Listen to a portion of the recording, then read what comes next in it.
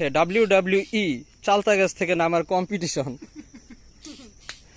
প্রথমে নামে গেল সিফাত, তারপরে এনামুল হাসান, এখন কিডস পায়ে নামার চেষ্টা করতেছে সিয়াম।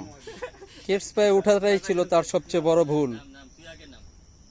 সুতরাং খুব সাবধানে সিয়ামকে নামতে হবে, স্লিপ কাটার সম্ভাবনা আছে। আস্তে আস্তে সিয়াম, ভয় পাইস না,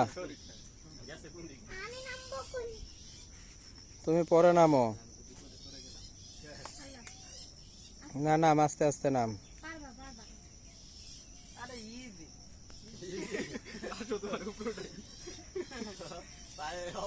এবার আমাদের নেমে যাবে আব্দুল্লাহ আরিবা।